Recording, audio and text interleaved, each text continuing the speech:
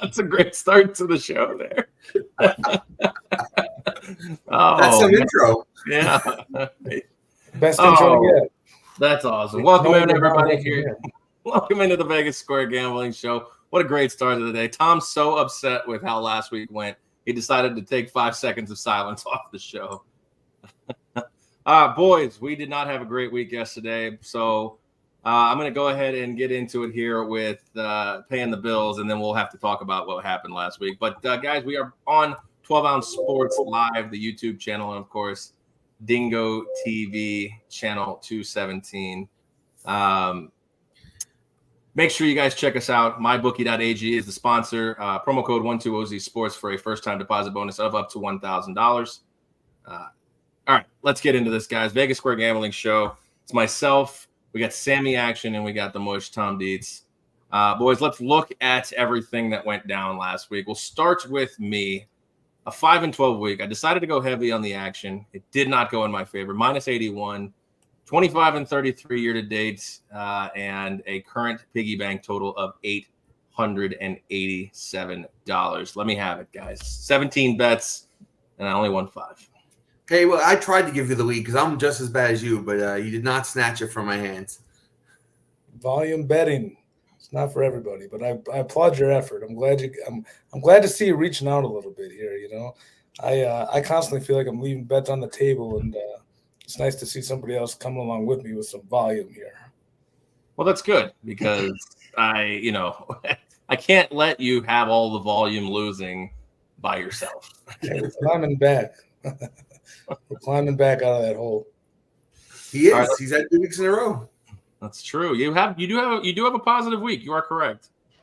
Let's look at Sammy Action here. 2-6 for a minus $92. Ugly. Yeah, 31-32 in 1 year to date. You were above 500 for an entire week, and now currently not. Piggy bank sits at 902. Sammy, do you want to explain yourself? Yeah, I've taken some rough ones. I think we all have this year, but last week was not my best, that's for sure. Really, really misfires with the Vikings not being able to pull it out against the Lions. The totals, I bet, were all kind of off, and the only thing I won was basically the teaser. So yeah, not my best week. I took some time, I reflected, and hopefully come back stronger this week. Thank you for reminding us about the Vikings there, because I feel like we got to mention here that you might get the new Mush moniker, Sammy. Sammy sent out a tweet mid-game last week, or a text to the group text me and Aaron, saying this Vikings team is for real. That defense, they're the real deal here. And on cue, Jared Goff marches down, puts a 30 burger on them, beats them in the buzzer beater, and they didn't look too good tonight. That defense giving up a little bit to old man Stafford. So ever since that text, Sammy, that Minnesota defense hasn't been too hot. So it has not. They played terrible. This way, new Mush. You got the new Mush moniker for a little while here. I will wear it with pride. Passing the torch temporarily to you. That's awful sweet. I'm sure it's temporary. That's absolutely true. Yeah, he hasn't given his bets this week. So not yet, at least. Although he did start 1-0. He did have that Rams. It's funny. The curse of the Lions. Every team that's played the Lions has lost their next game as well. So yeah. All right. And, of course, victory lap here for the Mush. 6-5 for a whopping $4. I think you can get yourself a nice value meal at Wendy's. They have some kind of $4 value meal here. 46, 56, and 1 year to date, and the piggy bank sits at 748. That's 2 straight weeks of wins, and I think it was a combined $17. Yeah, that hook. I'm looking over my bets. I want to thank somehow you guys topped me in the Jacksonville and Detroit last week. So those are two winners that you guys helped me pick out there. But that hook in the Green Bay over, that one stung a little bit. We were cashing that check at halftime. I thought that was a $22 bet. It's a $42 swing right there by scoring absolutely stalling in the second half of that Packer Houston game last week. So yeah, we're right there. Just a couple little breaks that haven't worked our way. That's a difference. That's all it takes. Well, it really is.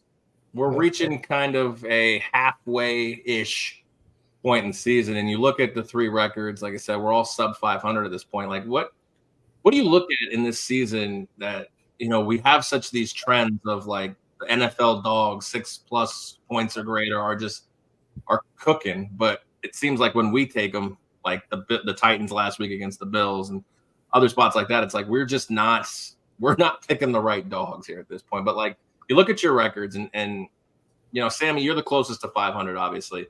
But what do you look at here in the spot? Like you put all this edge, you put all these man hours into handicapping these bets, and it's just like things, just don't go your way. It's got to be kind of a little bit demoralizing right now to look at it in the halfway-ish point in the season. Well, when I look at my record, I have 5 games that I lost in heartbreaking fashion one way or the other, right? Like game script was all on my side, and then things just went wrong at the very end. And the biggest difference between a winning and losing season is being on the right side of those, right? Like we're all going to get some really right, and we're all going to get some really wrong. But being on those close games where it's up half a point one way or the other, I feel like I'm like 1-7 on those games where I'm like right there. And that's the difference, right? If I go 7-1 in that spot, now I'm, a bunch of games above 500 and having a winning season. So yeah, just getting those tight ones right. We're not gonna always pick the home runs. You gotta get lucky on those flips, and I have not been this year, so that's why I'm under 500. Yeah, and it seems like, Tom, a lot of the the people I listen to for information, a lot of the things I read, a lot of these not touts, but let's call them analysts who make picks. They're having tough seasons as well. I mean, what do you make of this as gambling gets more and more nationwide in America? Like, are these lines just? I mean, are they just with the constant movement? And I know the fun buzzword is CLV. I know everybody loves to talk about that, but it really matters. I mean, these games fall so close to these numbers that a number you got on Wednesday can win, and a number you get on Saturday could lose. It's just absolutely insane. Yeah, well, I think it's a combination of a few things. It has been a strange year. I think I heard a stat today that road favorites are 17-2 in their last 19 games here. So it's things like that. Like a lot of traditional analysts or whatever you want to, like serious bettors, like home dogs is a very, very traditional type of play that people would make in the NFL. The Wong teaser has been absolutely dropping from the 7 to the 3. Coming down, which is a very popular teaser play, has been getting absolutely destroyed this year for the most part. Things like that. And it's the rule changes as well. We don't know what to expect on any given day with a whistle, as evidenced by tonight. Like, now that didn't have anything to do with the point spread. It might have got the over in, if I'm not mistaken, but Sam Darnold gets his face ripped off right in the front, 3 feet in front of a referee, and they don't call it. And they have this new review assist thing that helps with all sorts of things, but nobody really knows what it does. So I kind of expected them to come through and correct that play, but they didn't. They said it was not reviewable. So you got the rule changes like the kickoff that was supposed to add more points. You got new rules that referees have to learn to officiate every year, which has impacts on games. Every game, like every week, we're talking about excuse me, a significant impact that a call one way or another has on the game. So I think those things are catching up with everything. But I think for me personally, I think the 17-2 road favorite thing is a bit of an outlier, although it might not be such a traditionally great spot as it used to be with traveling becoming so much easier. And these players, it's not as difficult to travel anymore. The home field advantages don't exist like they used to outside of a couple places. And then but that's definitely, you kind of expect that to come back down to the mean. And the Wong teasers, I think those will start to come back down to the mean a little bit, you would expect. And if they don't, you just got to adjust and reevaluate how you're going to approach these games and bet these games. Might not be able to just count on home dogs and all this kind of stuff. I know there's more I'm forgetting, but there's you just have to reevaluate how you're going to bet it and maybe attack some of these favorites and just take the better team sometimes. So yeah, definitely been a strange year for the most part, and we are feeling the effects. That's for sure.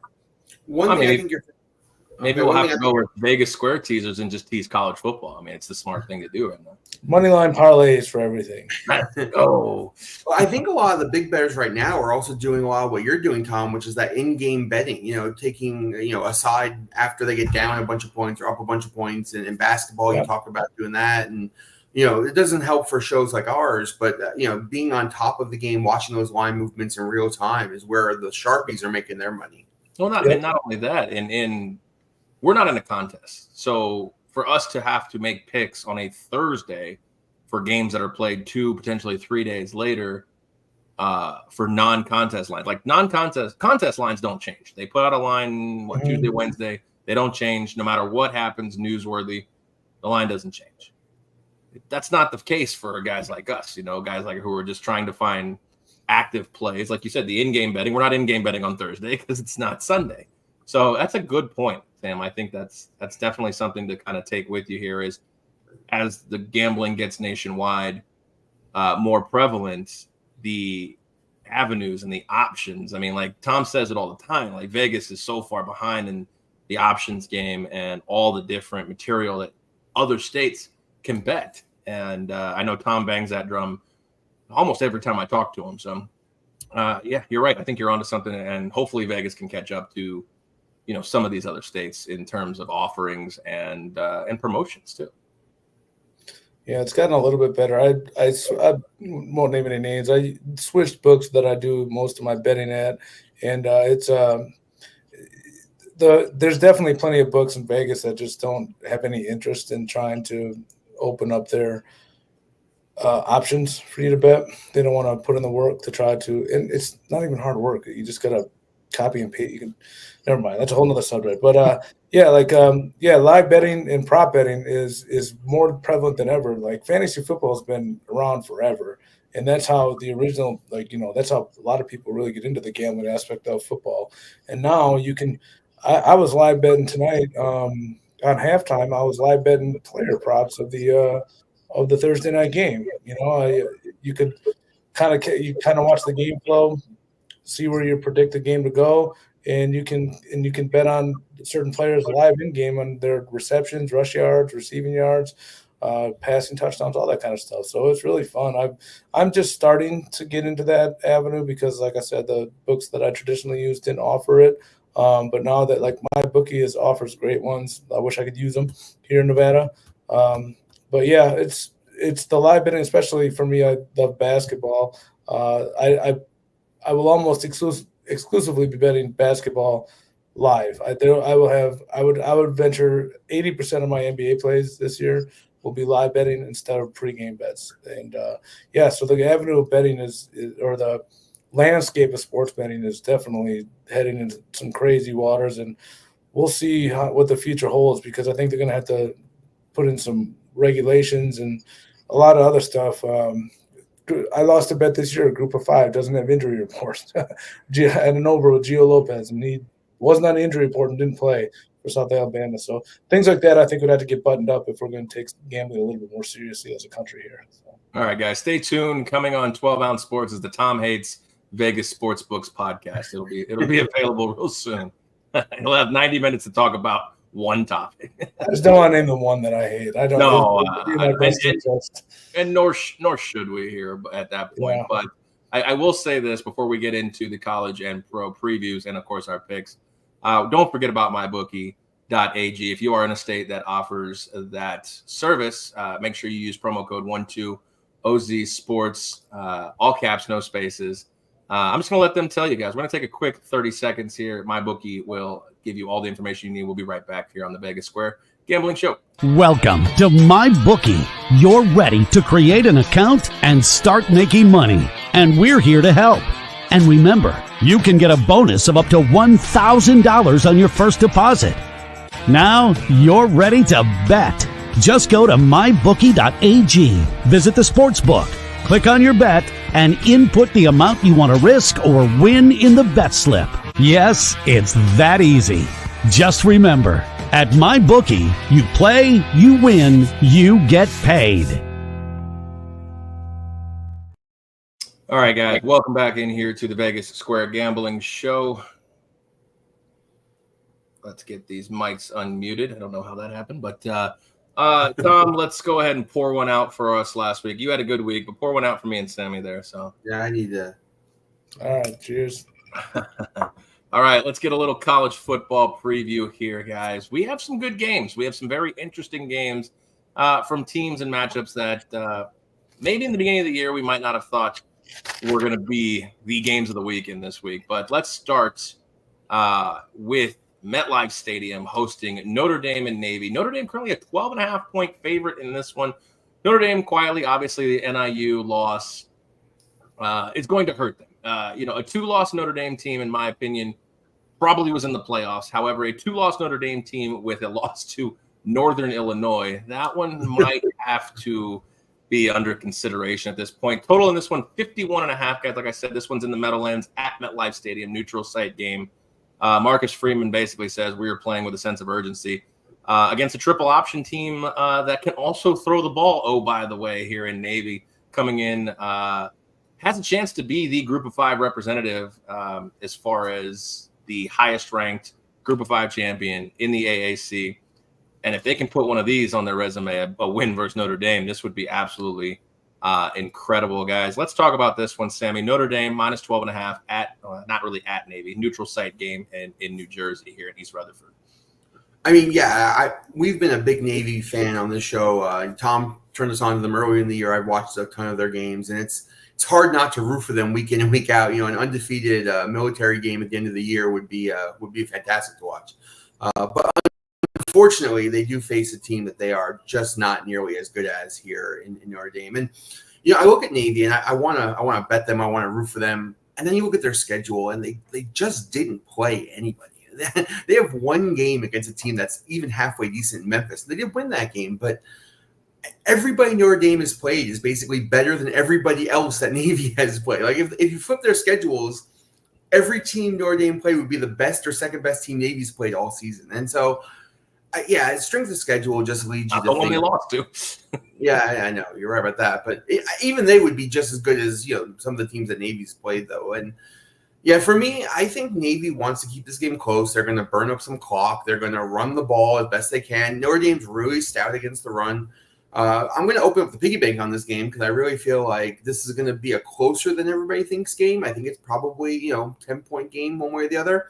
But instead of taking Navy, I'm going to take the under. Under 52, I got this game yesterday. 52, I think it moved down a little bit from there. I think Navy just runs the ball a lot, and, Notre Dame stops them. They're going to grind out their 2.5 yards a carry, keep the clock moving, shorten the game as much as possible. Notre Dame doesn't have a prolific offense. They're not going to light up the team here at all. And so under 52 seems like a bet for me. I'm going to root for this game. Stay under. Yeah, and Tom, this is the problem here with teams like Navy, and I've seen this firsthand with UCF when they were in the Group of Five, is, the strength of schedule. Well, this creates problems. I mean, I can't speak for definitely Navy, but in a situation like this, for a P4 or in the prior case P5 team to schedule teams like Boise, UCF, Navy, they ran the risk of getting their butt kicked, and it was a lose-lose situation for P4 teams. P5 teams. That's the reason they wouldn't schedule them. They're like, well, if we beat them, we're supposed to beat them, and if we lose to them, then it creates problems on our schedule. Looking at you, Northern Illinois versus Notre Dame. So just to kind of debunk Sammy's, who have they played situation, that's the problem. Is like, I don't know if the same situation applies to Navy, but these G5 teams, when they call the P4, nobody picks up the phone. It's just not worth it to these guys. Not worth their time. Yeah, that's a good point. Makes a lot of sense. And they might have trouble scheduling tougher opponents.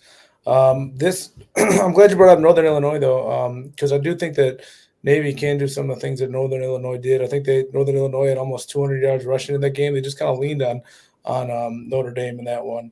And Sammy, you're absolutely right. The strength, like Navy hasn't really played too many tough opponents this year. I keep echoing like that. Sorry. But I wanted to bring up, since Northern Illinois, Notre Dame hasn't exactly played a murderer's row of people either. Since Illinois, they beat 1-5 Stanford team, 1-5 versus FBS opponents. They beat Purdue. They beat Miami of Ohio. They got outgained by Louisville and by 115 yards and beat them by one possession. They covered against Georgia Tech by a miracle pick six at the end of the game in that one. So they haven't exactly been playing great football, and they haven't been playing a great schedule since that Northern Illinois defeat either. So they also haven't had their bye yet. This is, I don't know if Navy's the type of team I want to come in off of playing 9 straight weeks, and getting playing a real tough physical game against a team like Navy. This isn't the traditional Navy team that we're used to. They're fourth in the country in points per game. Blake Corbett, fantastic quarterback. He's still in the top. I mentioned this. I feel like I mention it almost every week. Still in the top 5 in QBR for the season. So I think I'm looking forward to this game. I was just looking it up. The line's up to 13.5 right now. It is half of my fire bet. I put Navy in on a money line for half of my fire bet because God, I want to see him win this game so bad. I really do. I'm not a Notre Dame fan. We've been touting Navy all year, like you said, Sammy. This team want to cheer for the Service Academy teams. I want to see one of them in the playoffs. I want them both to be undefeated when they play each other. If this game ticks, I could see it ticking close to 14 come Saturday morning. I'll find myself with a Navy bet for sure. I might even do it at 13.5, but I laid off the piggy bank. I was gonna bet I came in this week planning on betting Navy. Sammy alluded to the reasons I'm staying off of it for now. But I'm interested if Navy's got it close in the fourth quarter and the feelings from Northern Illinois start coming up. Like how is Notre Dame going to react? How are they going to act in that fourth quarter when Navy's keeping it close, maybe up by a 1 score or something like that? Is Notre Dame going to succumb to the pressure and go, oh, not again, or will they be able to come through? So I'm really looking forward to watching this game, and I'm cheering for Navy, and I do have them on half of my fire bet as a money line special. Yeah, you're looking at, like you said, I'm looking at the sites here in consensus, 72% picking Navy here on covers, and Bet365 has Navy up to 14. So if you have that random Bet365 account, I think you're right. This it's consensus picks on the dog. The number keeps going up, so it really doesn't bode well for Navy. No, but you know what? That line movement hasn't always been indicative, as we like to say. Yeah. So, all right, let's move on to the next game here. Texas laying 18.5 at Vanderbilt here, and total in this one is 53.5. Guys, we have Texas coming off a loss here at this point. Everybody in the SEC seems like they're 6-1. It's like the entire top half of the SEC is except Alabama. That's true. Yeah. But Vandy has, like you said, Alabama. Speaking of Alabama, Vandy has slayed a giant this year. Number 1 team, Alabama. Texas is not going to be obviously Texas number 5 going into this game right now. Current 18.5 is a big number. Alabama was 22. We saw what happened there. The goalposts are still floating in the river over there in Nashville. What are your thoughts on this one, guys? Sammy, I'll start with you here. Texas, awful loss in the SEC. Life's not over with a loss now in the new era of college football. But if you mope and gripe and, don't move on from that L, Vandy's the one team that can get you, can smack you right in the mouth and beat you. We've seen it already this year. I mean, their offense is so gimmicky, man. And Pavia is such a great guy to root for. After watching that Alabama upset, one of the best moments of my college football life watching that game. I'm rooting for Vanderbilt in this game. But the difference between Texas and Alabama is Texas plays defense. Alabama just doesn't play defense. They just don't have a good defense. Years past they did, now they don't. Texas, man, they gave Georgia all kinds of troubles on the defensive side of the ball, and their defense didn't lose in the game. In my opinion, it was more the fact that Quinn Ewers is not the best quarterback on that team. That's my personal opinion. But That's such a crazy take, but I'm starting to wonder, man. You might not be wrong. What has Arch Manning done when he hasn't come in for garbage time? He got one start, and how did he look? You know what it is that last year Texas had 2 pro-style wide receivers. So Quinn Ewers' flaws were hidden. This year they have none, maybe one, but none. And you can see that he just doesn't. He doesn't. I get it. Arch Manning has not looked good. He hasn't. He looks good when he comes in for Quinn. When he came in and teams didn't prepare for him, he got one start where a team prepared for him, and he looked like garbage. He didn't look better than Quinn Ewers. Like I get it. He's everybody loves the Manning, and he's the backup quarterback. But like when he's gotten his chance, he has not taken a stranglehold on this job, and he has looked bad. Just like he was fine in his 2 starts. He was fine. I wouldn't say he was garbage. I would say he was not garbage, but he's not. If he was that good, he'd be starting. You know, like Quinn Ewers. He's not for this year in Texas. He's not the answer. He's not better than Quinn Ewers. I mean, Quinn Ewers, they win in spite of him, I think, more than anything. They win because of their defense. They win because of their coaching. They don't win because of their quarterback. Yeah, that's fair. I'm just saying, like, Arch Manning he's not doing anything. He's not doing anything that much better than Quinn Ewers. Let's find out. Because, I mean, when he plays, we'll find out. Right now, all we have is prospect. Quinn Ewers is not good. He's just not a good quarterback. That's a tough spot. He might not be a good quarterback. I think he's a serviceable college football. His resume is like to call him not a good quarterback is kind of absurd. Yeah, like I can't. He's went into some big time programs. He's went into some just this year. He went into the Big House, and I know I've been down on Michigan. Michigan's not a top 25 team. That's still a difficult place to go in and play, and that is still a fantastic defense in Michigan. And he went in there and got a convincing W. He's not. Everybody clamoring for Arch Manning, like I would love to see it. Like he hasn't proven it, and if he did, I promise he hasn't proven it. He hasn't had the chance, and when he does, he'll prove to be better. That's all I'm saying. He got the start right. He got 2 starts. He played fine. He didn't get the fine. He played fine. He did play fine. He played fine. Look at his stats. Not better than Quinn. He's not better than Quinn Ewers right now. I would agree with that. Anyway, I'm rooting for Vandy in this game. I'm not rooting for Texas, but at the same time, it's going to be impossible for Vandy to win this game. I'm rooting for Vandy as well in this one. Vanderbilt, 3 wins as double-digit dogs. Virginia Tech, Alabama, and Kentucky. 2 of those at home. 1 of those was the season opener against Virginia Tech. So I think we're all rooting for Vandy. We're all Vanderbilt fans. So. Good versus good here. That Vandy offense is amazing. Number one, that defense was great versus Georgia. Vandy's offense, I got a bucket list of stats I won't bore you with, but my God, it's going to be that right there.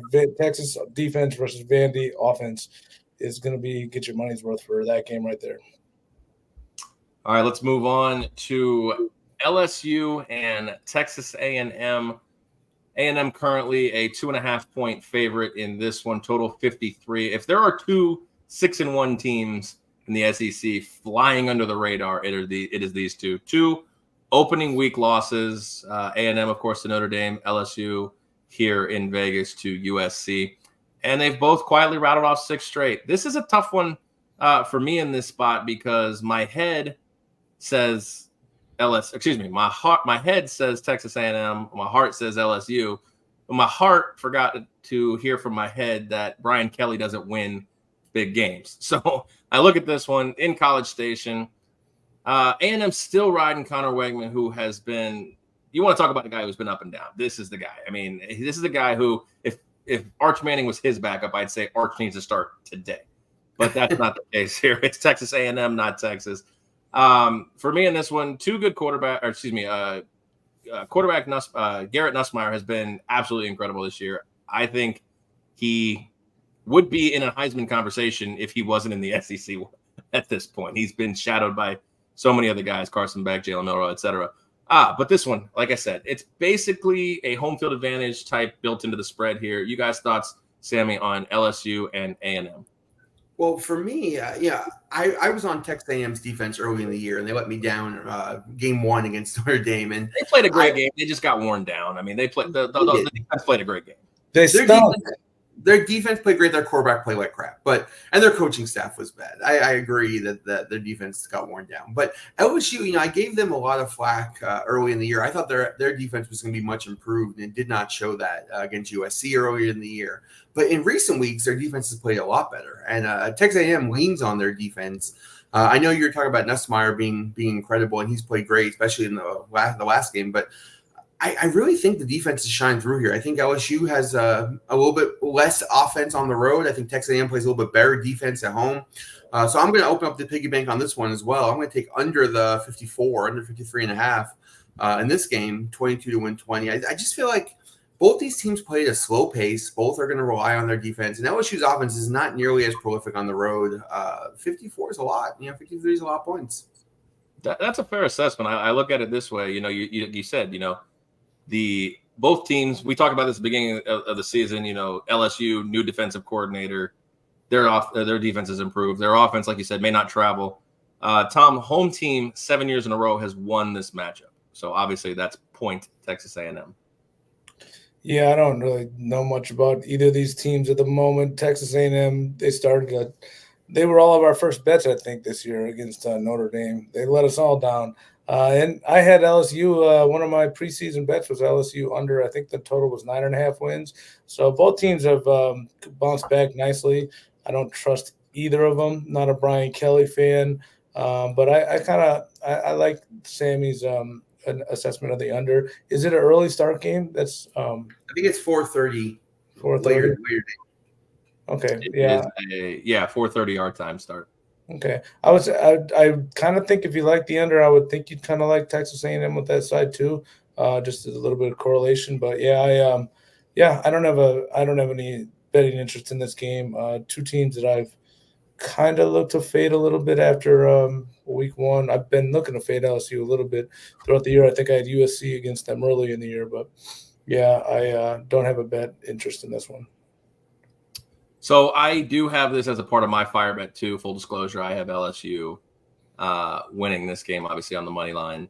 That line has moved since I picked it. They are now currently a -105 favorite. I got them at +115. This is the kind of game, like you said, kind of wrap this up. This is the kind of game that where you look and you go, man, why can't Brian Kelly? He did it at Notre Dame. He's doing it at LSU. Like he can have these fantastic 9-3 seasons, but those 3 losses are why you're like, man, it's time to move on from Brian Kelly. He gets all the blue chip players too. He does. To me, that says more about you. Like you get your pick of the litter of these 5-star recruits, and you can't coach them up in big games. That's a big indictment on you eventually. It can be, and that problem was Kirby Smart's problem, Mark Richt's problem. There's a lot of coaches who have had those issues until they finally. I mean, at Notre Dame, we'll give them a pass because academic standards are just a smidge higher than the SEC. But all right, let's move forward here. Missouri and Bama. When's the last time you saw Bama with 2 digits in their ranking? I mean, that's -14. crazy. Yeah, it's 13.5, 14. The consensus here at this point. You finding it better? No. I was looking it up. I think wow. Missouri's. I got -17. I thought, but Missouri, -17, 17.5 now. But it's injury related. Missouri's running back and quarterback's out, or at least questionable. Banged up for sure. Yeah. All right. Well, I'm gonna adjust it here. I see 16.5 at the current number, so I'll just put that up. Total has actually gone down too. Let's take it down to 51.5. Yeah, this is all injury related. I mean, like I said, these things move just it's absolute insanity. We should just put up the matchup and then look at the consensus at the time. But moving forward, guys, like I said, number 15, Bama. When's the last time you heard something like that here? Like, look to get back in the college football playoff conversation here. You can't lose anymore if you're Alabama. That's obvious. I get that. 5-2 for them, 6-1, another 6-1 SEC team. But like you said, we're missing a running back here from Missouri at this point. It's crazy to think, but this is a 6-1 matchup where there's a 6-1 team going up against Bama, who we feel like has no shot. They're 17-point dog, like a 15 versus a 21, and we're looking at 16 to 17 points in the spread here at this spot. Sam, it's just Milrow's the whole team right now. So this to me feels like a big number in my opinion. It is, and I think it's a sense of urgency number. I think that bettors are realizing Alabama needs to not just win, but win convincingly to keep themselves in this playoff situation. A 2-loss SEC team will make the playoffs. A 3-loss, obviously, I don't think will. And so I think Bama comes out with a big sense of urgency. And as Tom alluded to before, there's a lot of injuries on the Missouri side. I think if you're going to bet this game one way or the other, you need to find out who's going to play. And so I can't make a wager on today, not knowing, with the injury report coming out late tomorrow on who will actually play. But yeah, it's a lot of points. It seems like if I were on a betting side and everybody was healthy, I'd be all over Mizzou. But without their starting running back and Alabama's sense of urgency, I can see this game being a blowout too. So I'm just a pass, but I'm not even going to watch this game. I think this is a miserable game, honestly. Would you say it's miserable? Bazinga. I saw what you did there. Brady Cook last week, Tom. Don't tune out. Don't tune out. It gets better, I promise. Tom's going to go on a love rant about Devontae Adams and Aaron Rodgers this week. Oh, no, wait, he did that last week. 30 seconds. Brady Cook last week, down 17-3 to Auburn. He goes to the freaking hospital, gets an MRI on his ankle, comes back and leads it to a victory. I don't know. He went to the hospital in the middle of the game? Went to the hospital in the middle of the game, yeah. It's oh my! How did I not hear that? I didn't even know that. That's insane. You're hearing it now. You're right. In this spot, might have to open up the piggy bank now. You gotta love just guys who in this NIL era and this pay for play era who still kind of are like, put me back in, coach. I can't think of 99% of these guys who would come back in the game, especially in college. But I don't know. Something about that just leads me to kind of want to back Missouri in this. Yeah. Well, he's the guy. Like if he plays, I like, and it stays at this number. I like it because Missouri's got good running backs. They got a guy named Marcus Carroll. He's averaging 5 yards a rush right now. So if Noel can't go, they'll be fine, and they're going to try to run the ball down their throat anyways. So if Cook plays, I would like to bet. I'd probably end up with Missouri here, anything over 2 touchdowns. Especially now that I know that story. That's pretty cool. That's great. There you go. You're welcome. That's a little nugget for you. Yeah. All right, Illinois at Oregon. Current line, I'm seeing 21.5. Let's see. It's still 21.5. Total in this one, 54.5. Oregon, obviously, 7-0, number 1 team in the nation. Illinois, shocker, another 6-1 team, even though they're in the Big Ten. But we have so many good teams in these big conferences. Like, I know eventually they're going to fall by the wayside, but it's just like we have so many 6-1, 7-0s, just great teams in these two. And I guess that's what they were going for when they built these super conferences at this point. But like I said, current line 21.5. Don't love the hook on that one.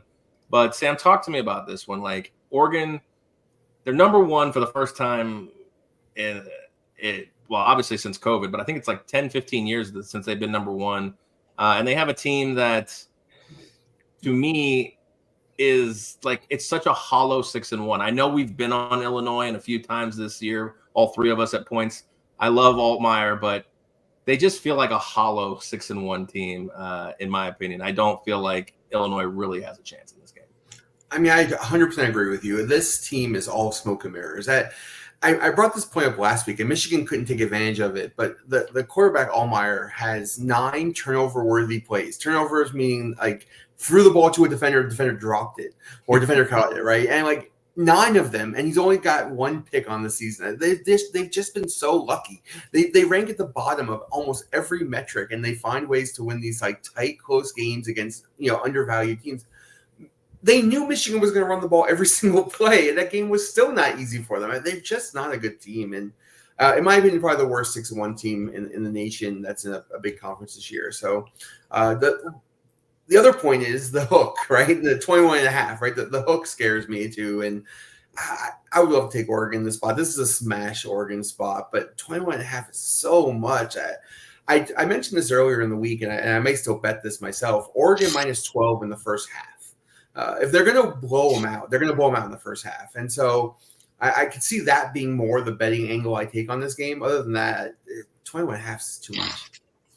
I mean, if Tom is pretty familiar with Oregon and the hook, so I know that he's been hooked by Oregon already. So. That's why I don't want to bet this game. I came away from last week pretty impressed from Oregon. I bet Purdue. I thought if there was going to be a letdown spot. I know Purdue's really bad, but we've seen them be feisty with this very Illinois team. God, I might bet Oregon again. They've let me down. Like, they just have a propensity to not play up to opponents.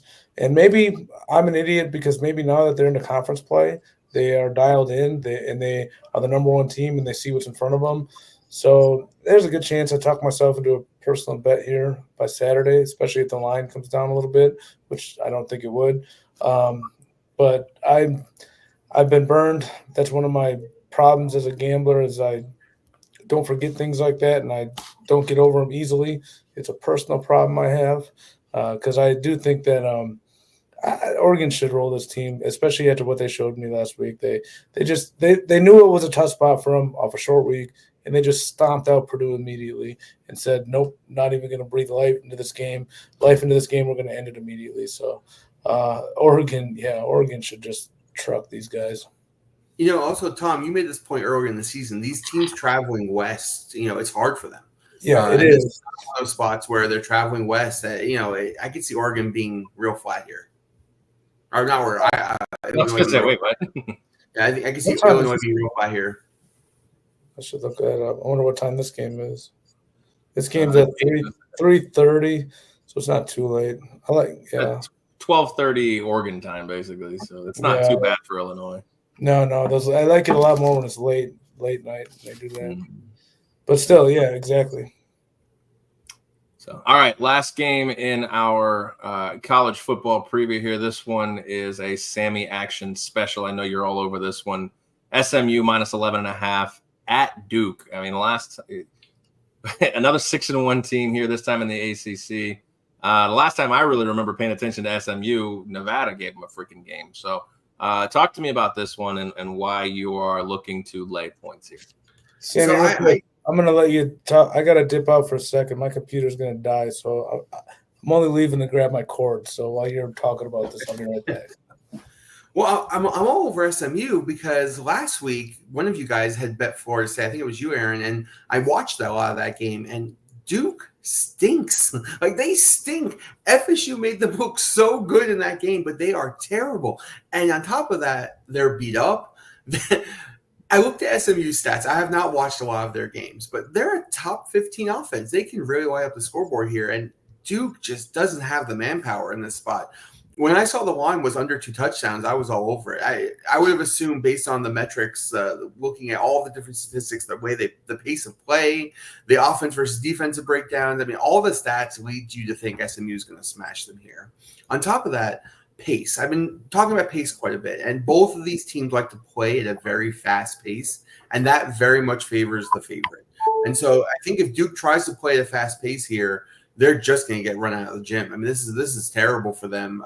One of the worst spots I think they can be in outside of after playing a very heartfelt, emotional win, beating Florida State for the first time. They're going to be. I think this is a total letdown spot. I think SMU just absolutely rolls them here. It's a good spot. I mean, they have 4 consecutive games of 35 or more points. Maybe that's something to look toward the over in this spot too. You're right. I mean, if you look at try to get game script here, it's SMU running them out of the gym. I don't disagree with that. You're correct. I mean, they're going to put up points. Can Duke keep up? And to be fair, like, even though I didn't cover that game, like, FSU was all kinds of in that game until the very last whistle. And I know that it meant something more to Duke because they had never beaten Florida State. 0-22 lifetime, now 1-22. But that may be kind of one of those relief game, and then they come and get stomped by freaking SMU. Yeah, this is. I'm going to make a personal bet on this game. I'm all over SMU this week, under 14. I couldn't agree with you more. In fact, that was such a great analysis. Sign me up. Let me add $11. The man's had 7 days to charge this laptop, and he picks the middle of the show to grab his cord.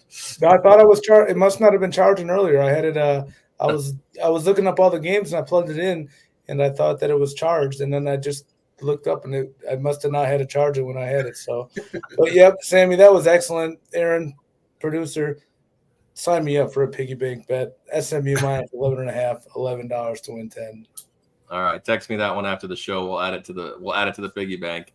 Guys, that was the college football preview. We're going to take a quick commercial break here, guys. On the other side, it is NFL week number. What are we in? 8 at this point? Yeah. 7, 8. Yeah, week 8. We'll be right back here, guys. On the other side of the commercial, it is NFL Week 8 preview and picks. Of course, it's the Vegas Square Gambling Show. We will be right back.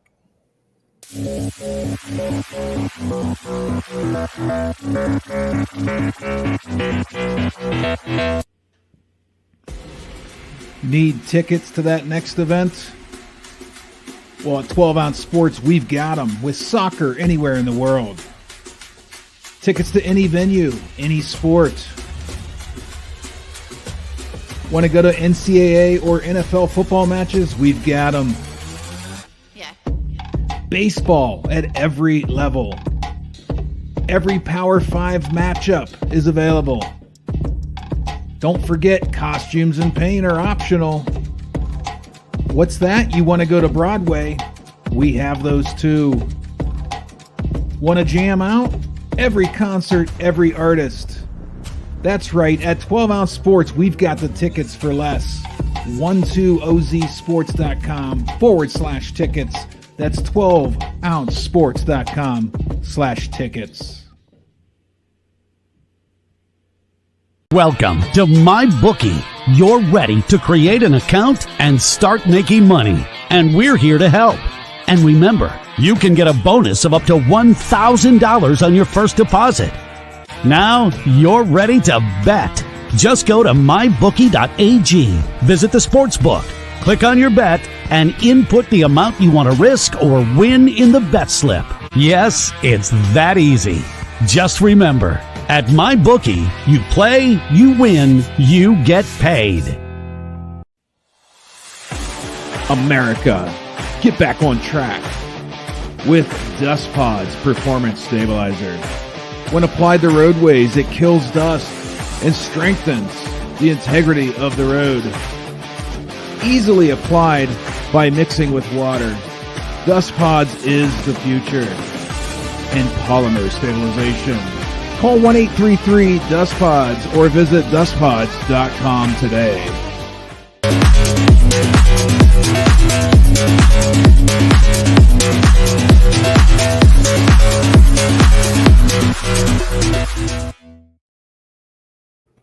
All right, guys, welcome back in here to the Vegas Square Gambling Show, guys, presented by 12 Ounce Sports, Dingo TV, and MyBookie.ag.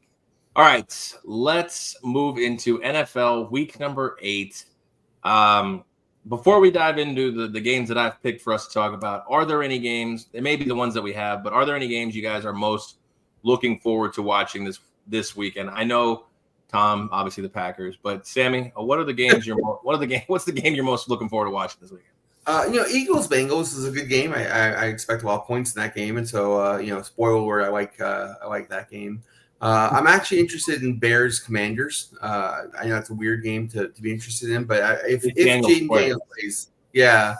And then I'm actually looking forward to Giants Steelers on Monday night.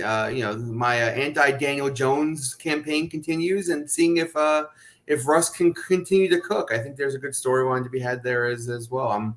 I've been rooting for the Daniel Jones benching for a couple weeks now, so hopefully this is the week where that finally comes to fruition. Yeah, in a week, I think that we were robbed of some pretty good storylines this year with Jaden Daniels getting hurt, going against Caleb. That NFC South battle with Tampa and Atlanta, all those Tampa injuries. That's not quite the matchup that it could have been. And, of course, one of the marquee matchups, Dallas and San Fran. Who's down worse? Who's down or not worse between those two? That'll be interesting. But one thing I'm kind of interested in, not necessarily to see who will win, is Antonio Pierce said he was going to play Mahomes like the Jordan rules. Warren Sharp sent out a tweet today showing I said to you guys, I thought that he's out there saying kind of what we had talked about since Mahomes did that little fake outside, go to the sidelines and then juke the guy and get another 20 yards. He's actively saying he's going to punch him right in the mouth. And friend of the show, Sal, if you're watching, I don't hate the Chiefs. I don't hate Mahomes. I hate all that little gimmicky bullshit, fake siding, fake go to the sidelines to try to act like you're going to go out of bounds and then skip out. Any quarterback should get blown up on the sidelines the rest of the year because of that. Take your 15-yard penalty. Okay, enough. You can't be made a fool of anymore. Enough of this letting up because you can't hit them. Make the rest make them call it. We saw it again tonight. They don't call everything. If there's any doubt, if he's still in bounds, light those quarterbacks up because they're runners at that point. They are not quarterbacks. So yeah, I hope we see a little. We could see some excitement. I don't expect the game to be very competitive, but we could see some excitement along those lines. And I was interested in tonight's game. The Rams, they were feisty. They won the game outright. Looking exciting. So yeah. You're not wrong. If you're the Raiders and you're going to get run out of the gym, might as well take the old slap shot approach and just fight your way out of the building. In a year, if there's any coach that wants to take the attention away from his horrific calls going for that field goal last week, Antonio Pierce, was it last week? Whenever he played the Rams?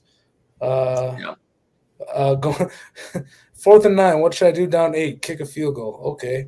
That punt at the 40 in week 1, I think. Hey, if you want to take the attention off of your horrific game management skills, hey, show the world that you're not afraid to light these quarterbacks up on the sideline when they're dancing around trying to manipulate the rules to their favor. Guys, don't forget to follow us on X. You can see our X handles right there. Sammy Action 3379, my Vegas Square host, and of course THMS Deets. Although you could change your handle to the Mush, that'd be pretty fun. I wonder if that's taken. Let's get into it, guys. We'll start with that Eagles-Bengals game that Sammy has marked on the calendar, guys. Eagles-Bengals. Bengals 2.5 total in this one is 48. If there's one thing the Bengals can't do this year, it's win at home. And yet here we are as a 2.5 point favorite, guys. Jalen Hurts, I love the guy. I've always said this on any show I've done, just because he's my favorite quote of all time is the rent's due every day. I love that quote from Jalen Hurts, and it always makes me root in his corner. Unfortunately, he's got a child for a coach who, although take out the Nick Sirianni, the Saquon Barkley interaction last week, I did kind of like that one. But Philadelphia and Cincinnati, total in this one 48. Sammy, I'll start with you. This is a hell of an early slate matchup. I do love the matchup between these two teams. Yeah, and you know what else the Bengals can't do? They can't stop the run. And last I checked, Philly can run the ball. And so I feel like Philly definitely gives them – I think the Bengals defense is like 28th in the league this year. They've been horrible. And the only defense they shut down was, go figure, Daniel Jones, right? And the Eagles can't stop the pass. And the only team that couldn't pass on them was, yeah, you're right, Daniel Jones. My anti-Daniel Jones campaign continues. But well, we don't have any apologists on the show, Daniel Jones apologists on the show anymore. So. But all things considered, 48 is a lot of points in the NFL. There haven't been a ton of games that have gone over this number this year. But I think this one does. I think both teams put up numbers here. The Bengals offense is ranked number 1 for proficiency this year. Their passing offense has been outstanding. The Eagles secondary has been basically crap. Their pass rush has been good, but the Bengals can protect Burrow. They've done a good job with that this year. And I think the Eagles score plenty of points as well. They're back to being healthy with their 2 wide receivers. And so I'm going to open up the piggy bank over 48. Give me a 22 to 120 on this game. Yeah, Sammy, I'm right along there with you. I went back and forth on this game and even had to text Aaron that I changed my mind. I was originally going to go with the Eagles plus 2.5 for all those reasons. The Bengals, they can't stop the run. These two teams have what changed my mind a little bit is I do think there's going to be points. These two teams have a common element here. Both of their last 2 opponents were the Giants and the Browns. So I think the fact that both the Browns and the Giants couldn't really get anything going offensively in both of those games has kind of maybe shortened this total a little bit because I think, like you said, Sammy, both of these teams' strengths play to the defense's weaknesses. Eagles secondary is a joke.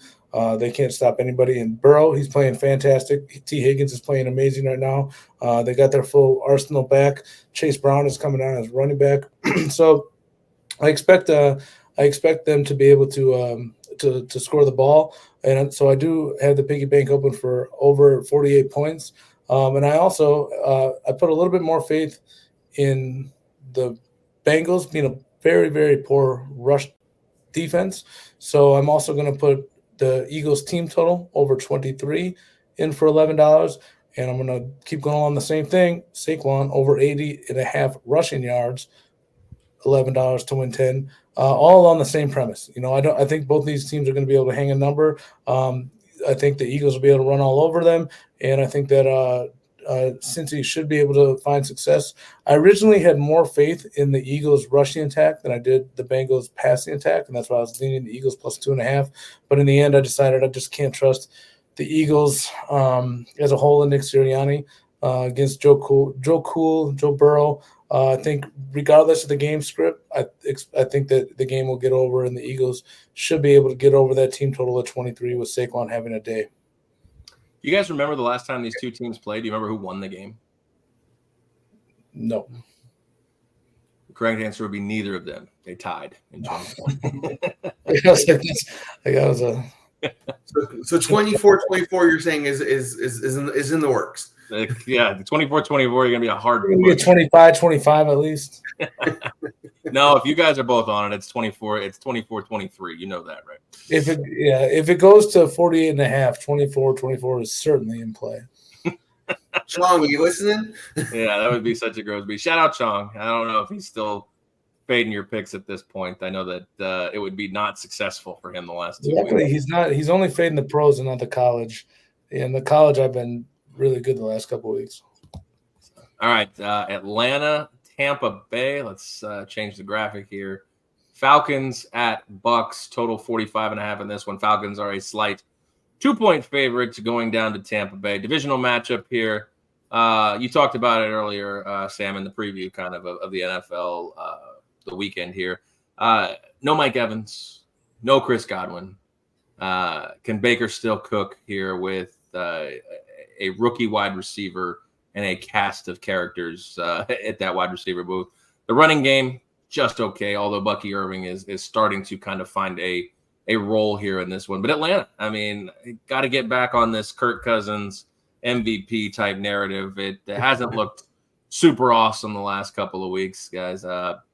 Obviously, that home loss to Seattle, that's going to sting a little bit. I mean, they got absolutely crushed in that game. They were never in it, in my opinion, in this spot. But this is a spot where first place is on the line of the division. They're both 4-3. Obviously, Atlanta has the tiebreaker from the Thursday night game. Fun trend here I saw with this one is they call it the 3-week trend. I got this. The pregame guys told me this one is if division teams play each other within 3 weeks, the team that won the first game is 9-27 against the spread in the following game, as long as that game was within 3 weeks. Well, here we go. Does that make me want to jump all over the Bucks? Not quite. I do have them in my fire bet, along with that aforementioned LSU money line as well. But I don't feel like I can fall in love with the Bucks +2 in this spot. But I did go ahead and open up the piggy bank on a prop for this one here. I have Falcons team total under 23.5, 11 to win 10. What say you guys? Sammy, I'll start with you. Well, a question for you though, Aaron. If you like under in the Falcons team total, why don't you like under in the game? Because the Bucks are the second highest scoring team in the NFL this year. The top spot is tied with two teams, with Washington and Baltimore. So I do believe that the Bucks can still score, which could negate a potential under at 45.5. They are at home. They're coming off a loss where they put up 31 points. You don't lose too many games when you put up 31 points.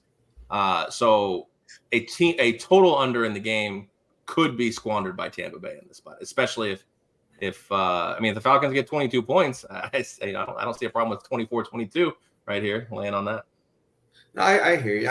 I'm with you more on the Bucks than I am on the.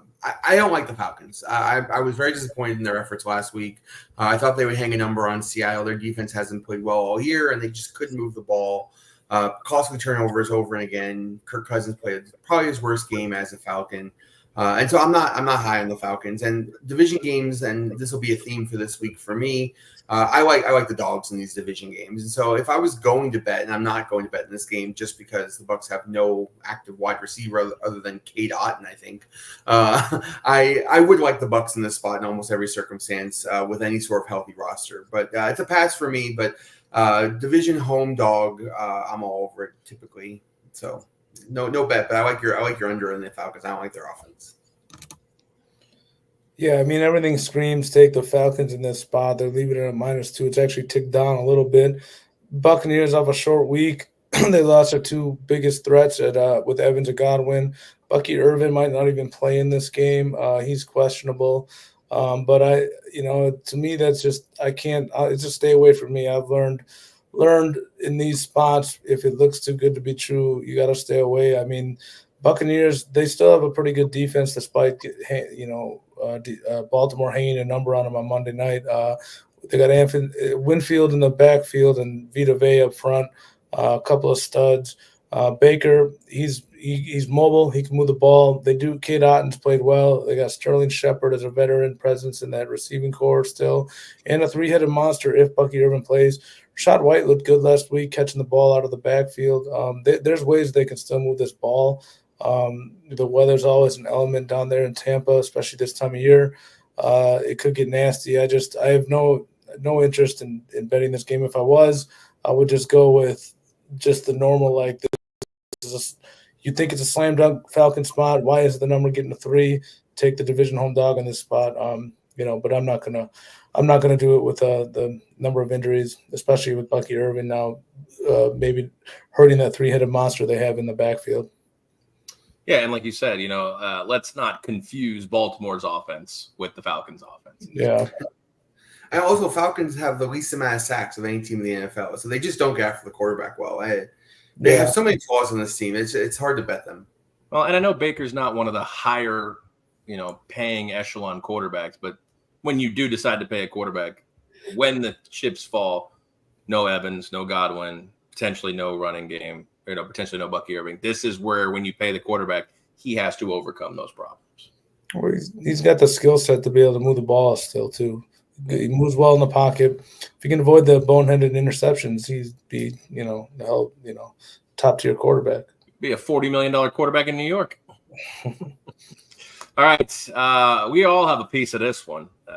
The Deshaun Watson season, potentially era, is over in Cleveland here. Ravens and Browns. Ravens currently -9, some spots 8.5, some spots 9.5. It's all over the board right now with regards to those numbers. Total in this one, 44.5. This is another one. Like you scream, okay, backup quarterback. I understand it's a divisional game. The Ravens are on a short week, but I mean, they have looked so good. 9 just doesn't seem like enough. They're going to win this game 44-10. But in steps Jabu, my guy, Jameis Winston, and all the pundits that I've listened to and talk, and people I've talked to this week. This is an upgrade for Cleveland. Absolutely. I know, as insane as it sounds, when you have the backup quarterback go in and it's a potential upgrade. There's only a couple places where it's like that, in Carolina and maybe Cleveland at this point. But we all have a piece of this, so I'll go first. I have 2 pieces of this. I'm going to take the Browns plus that 9, and I'm also going to go over in this one because I know the Ravens going to get theirs. And if I'm keeping this within 10 points, I'm loving every bit of Jameis Winston giving me 17 to 21 points in this spot. Same. I agree. Home division dogs. These teams don't like each other. They play each other twice a year.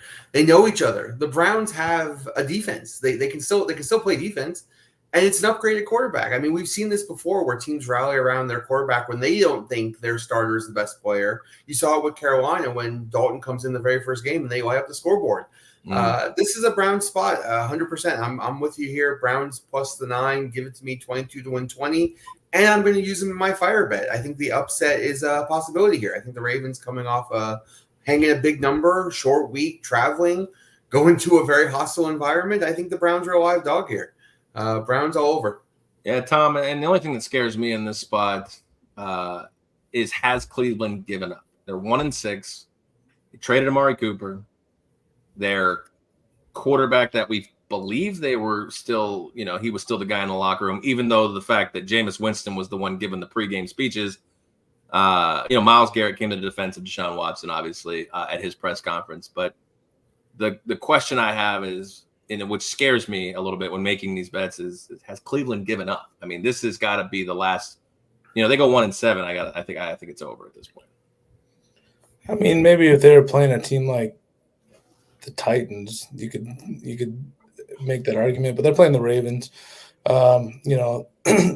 People still talk about Art Modell sneaking out of town in the middle of the night. So there's one team that they're not going to quite give up for, and they got a great head coach, Kevin Stefanski.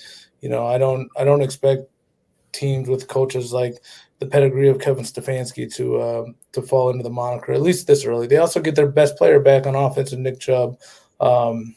So while it's unlikely they're going to make waves, I don't think they're giving up quite yet. At least not this week with Chubb coming back. They got some new people. Cooper's shipped out of town. Just a whole lot of new life. But you guys took the words out of my mouth with the over there. I'm on the over basically for 2 words. Jameis Winston. He could be good for 4 touchdowns, 2 to the other team, 2 to his team. He's great for overs. So I love Jameis Winston. He's going to be good for some sound bites. He's going to be good for some fantasy aspects. Cedric Wilson is somebody to watch out for in the prop market possibly. Baltimore is going to get theirs. And Jameis, whether he's throwing touchdowns for his team or the other team, I think that he's going to be able to put some points up for the total on this one, and I'm with you guys on the over 44.5. Gotta love it. All right, let's move into the later slate of games here. Start with the Bills at the Seahawks. Bills a 3-point road favorite in this one. Seahawks coming off a big win, like we talked about in Atlanta. Of course, Buffalo beats the Titans, but again, everybody beats the Titans. No matter how many times I go to the well and bet them. But all right, let's look at this one. Bills East Coast team going west. This is going to be a later start for them at this point. It's going to be a 4:05 start. They're not technically used to that, but Josh Allen's playing actually incredible. I had a prop, Josh Allen throw a pick. Nope, didn't do it. 2 Titans defenders. What did you call them, Sam? Turnover-worthy plays. Josh Allen had 2 of them last week, and the Titans could not capitalize for my bet. Appreciate you guys. But in this one, like I said, this is a good matchup in my opinion. Both teams obviously winning records. The Bills, let's call them one of the better teams in football right now. I know that just when we start to put them in our top tier, right under the Chiefs, they go and pull some stupid shit and make us rethink those things. But I think this is a good matchup. I think this might be the matchup of the 4 o'clock slate, 4 o'clock Eastern slate, the 1 o'clock Pacific slate. Sammy, what are your thoughts on this game? Well, this was one of the games I pointed to buck the trend of road favorites winning. I thought Seahawks all over this game. And then, the DK Metcalf stuff started coming out. He may not play again. And, him being hurt, not sure. It's really hard to put a bet in on a team when their best offensive player might not play. And Kenneth Walker's still kind of banged up. Geno Smith is still one of the top-rated quarterbacks in the league, despite Tom's hate for him in the other game that he played.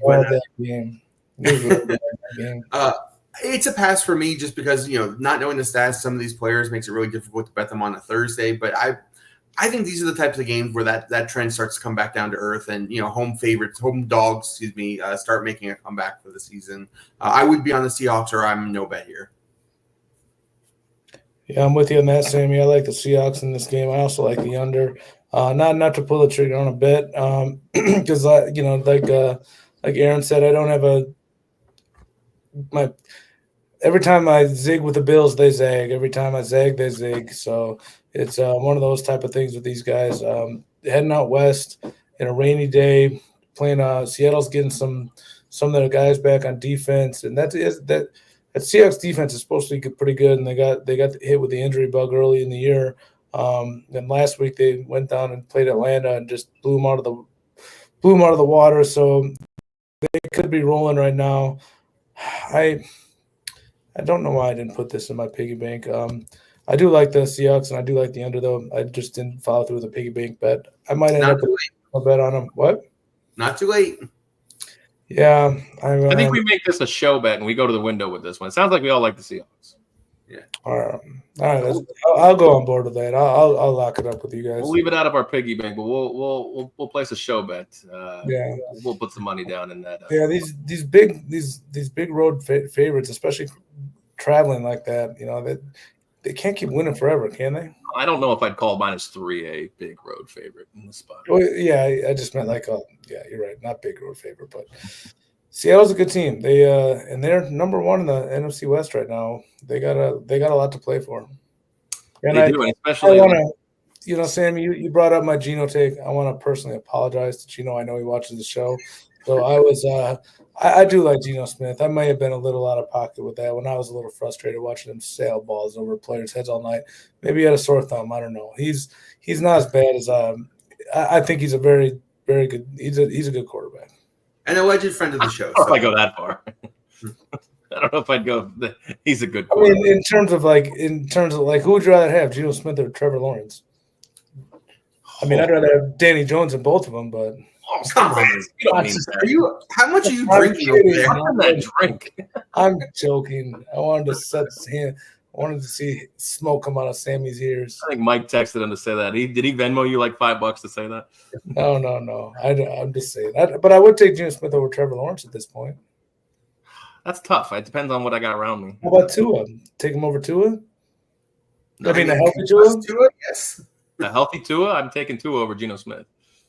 Yeah, it's tough too. I like Tua when he's healthy too, but he has a lot of weapons. Yeah, he's got a lot of demons in his head too. All right, let's move on here, guys. We've got about 20 minutes left in the show here. Chiefs and Raiders.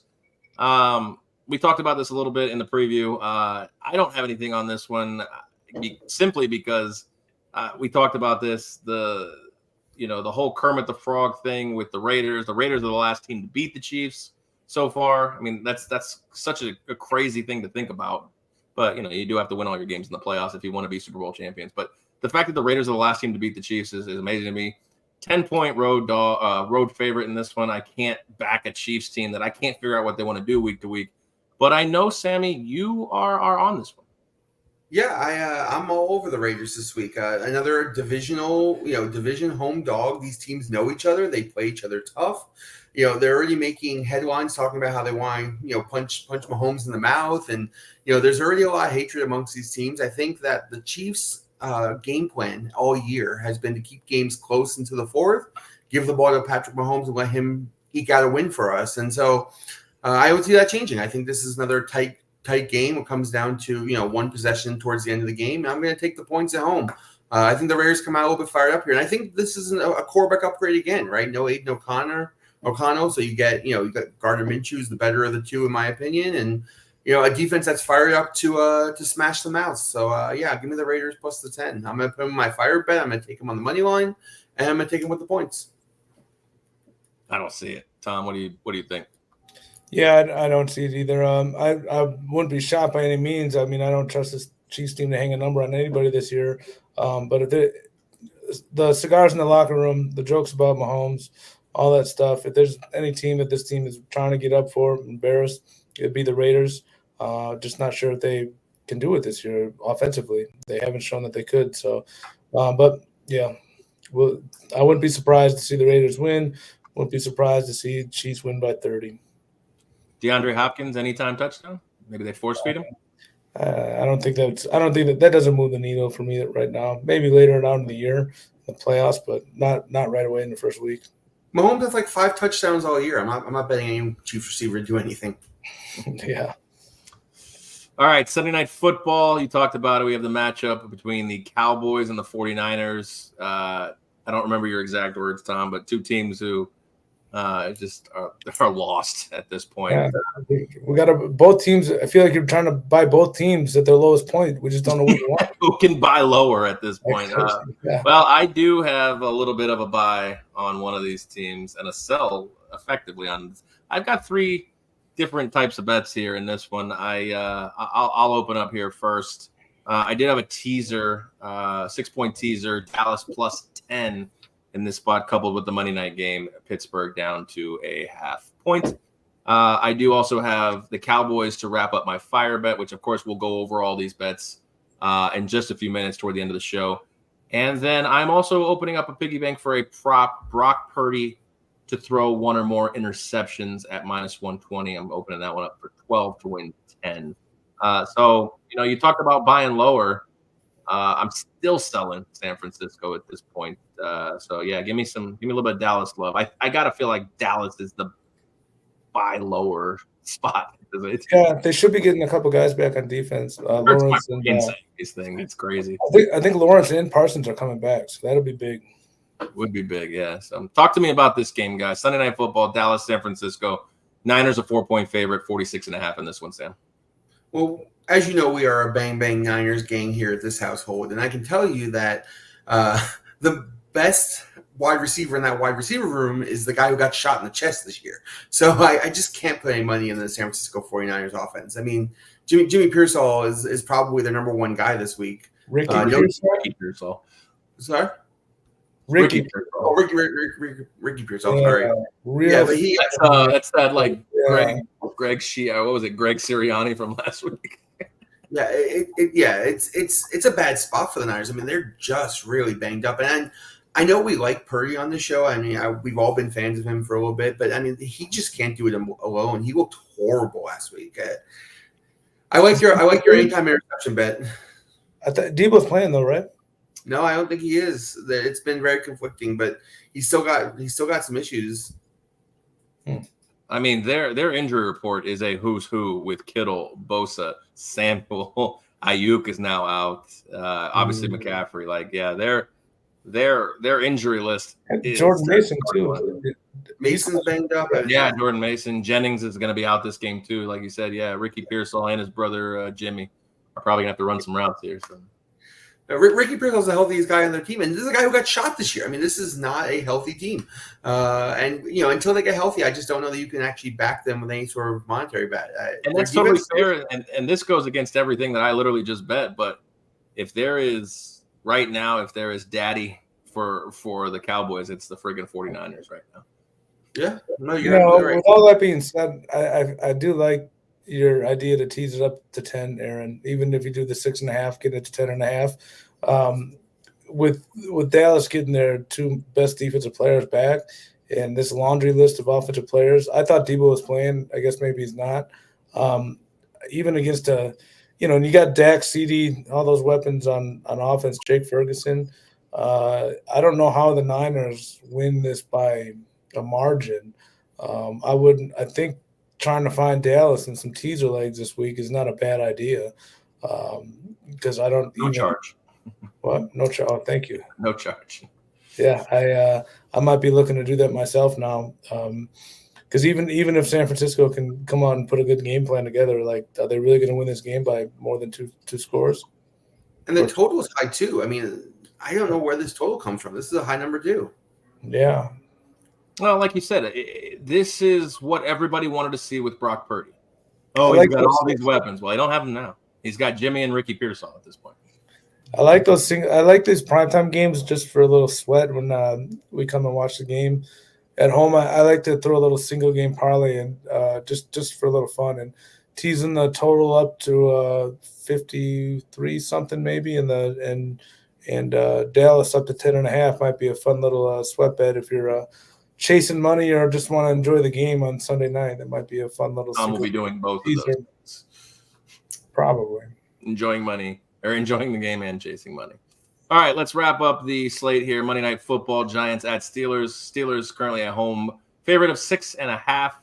Total in this one, 36.5. We talk about these dogs catching almost a touchdown or greater and how they're on just absolutely an incredible run. But we've also piled on the Danny Jones shit train. So how can you really feel good about Giants plus 6.5? In this one, like I said, to finish the teaser leg with the Dallas Cowboys, I do have the Steelers at -0.5 here in this one. So as long as they don't tie and they just win the game, I should complete that after the Cowboys also get me my fire bet in to finish that one as well. Talk to me about this one, guys. I don't really have a ton. Like I said, I think the Steelers would just win. Russ Cooks, you guys know I'm a big Russell Wilson stan, so I'm always going to root for Russ. So that being said, like I said, let's go Pittsburgh, just win the damn game. Yeah, I like your side. I think the Giants have a very strong defense, and I think they're going to be a scrappy dog in this game. But in the end, it'll be one or two more Daniel Jones mistakes or inability to get the ball in the end zone that just cost them the game. That's been the recurring theme all season for them. So I have no bet on this game. My buddy here, my buddy Steve Shad, who watches the show, he's a huge Giant fan. He'll come over and probably watch the game with us, and we will basically food vomit every time the Giants have the football because that's what their offense has been this year. So yeah, I'm rooting for the Steelers. I don't have much to say other than hopefully this is the Daniel Jones retirement of the Giants party. Well, they're not playing at home, so he's got a chance to throw a touchdown pass this week. So that's true. I can't get to 6.5. Steelers should be laying that big of a number against anybody. So I didn't know you were a Russ stan though. That I don't know how I missed that. I was a huge Russ stan until the Mr. Unlimited thing. That's obviously taken me back. A little bit, but I'd like to think moving into Pittsburgh, obviously signing that league min basically deal has humbled him a little bit, and he looked really good last Sunday. I mean, he's shaky in the beginning, but they really cooked against your two secret admirers, Aaron Rodgers and Devontae Adams. Yep, they did. They embarrassed him. So, all right, guys, it is time for the best part of the show. It is picks. And since, Tom is not one to be short on words, we always let Tom go first, as he likes to give you guys his picks. I do have your picks separate because you do have quite a few of them. So you kind of let me know when you're done with the NCAA.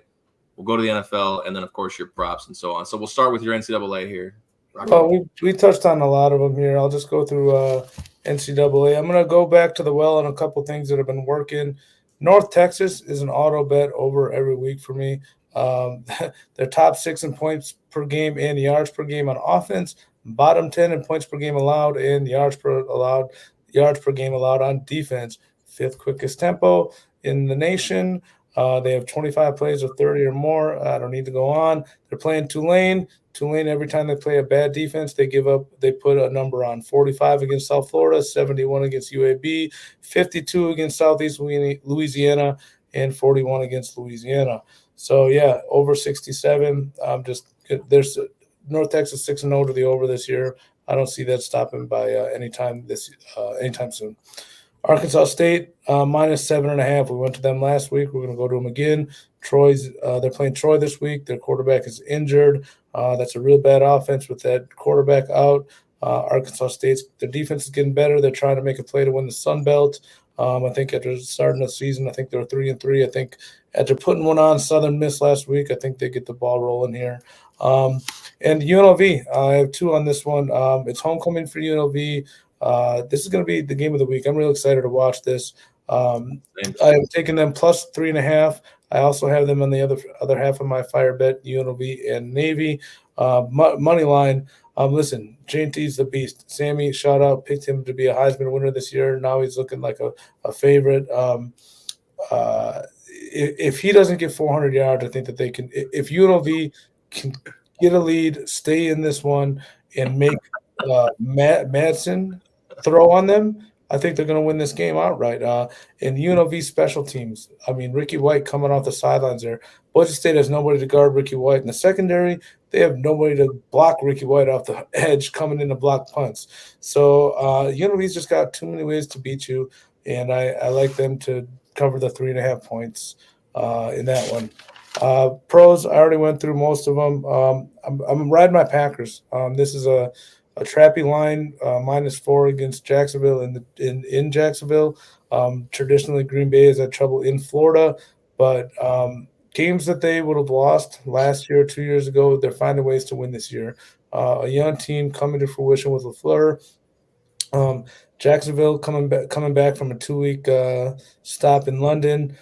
They can't stop anybody. They get Tyson Campbell back in the secondary, but Jacksonville, they run a man coverage. Tyson Campbell can't cover 3 number 1 wide receivers. So I expect Jordan Love to be able to throw all over this Jacksonville team. I have him over 259 passing yards as one of my prop bets as well.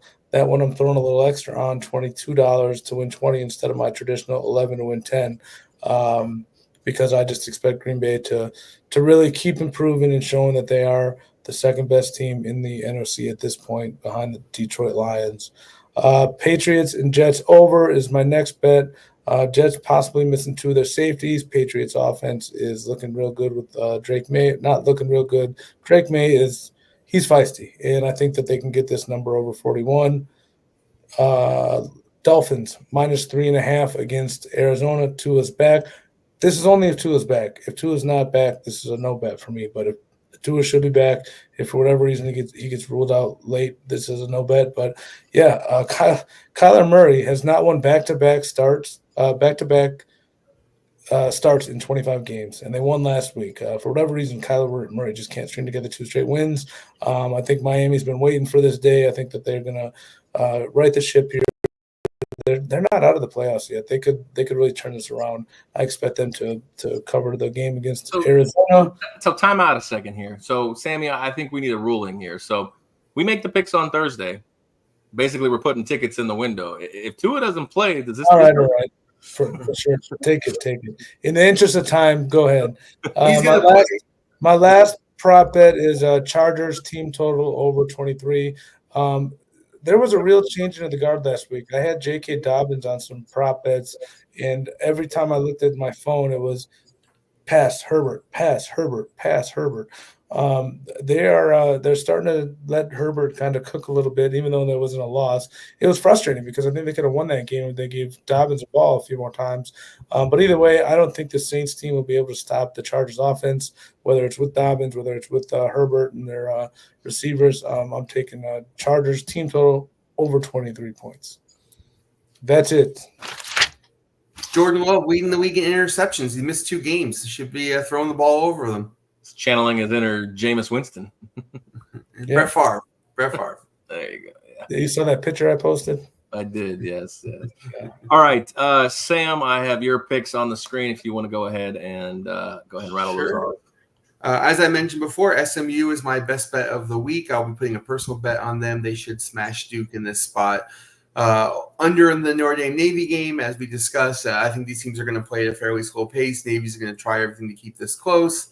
LSU, Texas A&M, 2 teams who do play at a slow pace. 54. LSU's offense doesn't travel nearly as well on the road, and so I'm gonna lean on the defenses. Philly and Cincinnati over the 48. Philly can't stop the throw. Bengals like to throw the ball. Philly's great against the run. Bengals don't really run the ball.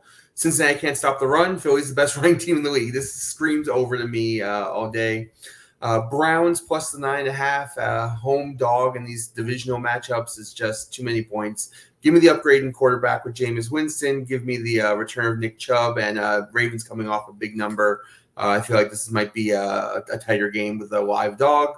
Titans plus the 11.5. Same idea with the Lions coming off a very big game, putting a lot of points up against a very tough Minnesota defense. Is a total letdown spot. I think Tennessee keeps this game within 1 score, but I get 10, so I like the fact that I get a key number here. And then same thing with the Raiders, divisional game, tough matchup, teams that don't like each other. Raiders want to make some headlines playing at home against a team they hate and they know very well. Give me the 10 points and keep this game close. Teaser, trying to stick with the long teasers until they start coming in more. I did hit one last week. Chargers minus the 1.5, tease down from 7.5, along with the Jets minus the 1. Jets already beat this team. They know this team very well, and I'm not a believer in the Drake May experience just yet. I think he's going to be good. It's still just too early. My fire bet is the 2 big money line dogs, Raiders plus 400, Browns plus 350, brings you $10, gets you back $215. I do think both of them have a chance to upset here. Raiders are the last team to beat the Chiefs, and the Browns are a very live dog in this spot. I dig it. All right, I'll rattle mine off here real quick. Let me find the graphic. Nebraska, 25.5 against Ohio State. I know they're going to the horseshoe. This is my last-ditch effort with Baby Mahomes. I'm wondering if Ohio State just needs wins and not sexy wins at this point. Because of the 1 loss. So I'll take the 25.5, say they lose by 3 touchdowns. North Texas, I think, like you said, if they're going to hang with Tulane, it's a stock over at that point. So I'll take them plus a touchdown and change. Arizona, I don't. Oh, Arizona. That's to say, I don't have Arizona. I have Miami, but that's Arizona, the college team, minus 3.5. against West Virginia. I think Arizona is the far better team, and they get the home game. Then Cincinnati's going up against Coach Prime in Colorado. I want everything against Colorado. They're getting too much steam, too much love here right now. So Colorado by 3, cover the 5.5. Dolphins minus 3.5. I will stick it whether Tua plays or not. Bet's locked. Browns plus 9. Baltimore, Cleveland over 44.5. We're also on the Titans plus 11.5, and that teaser we talked about. Dallas plus 10. Pittsburgh minus 0.5. Props: Brock Purdy throw a pick. Falcons team total under 23.5, and of course the fire bet is 12-1. LSU, Bucks, and Cowboys all with a money line victory. Guys, it's been fun. We love to do this each and every Thursday. We appreciate you guys tuning in. 9 p.m. Eastern time. Catch the replay anytime. Good luck on your bets. Make some money, and we'll see you guys next week.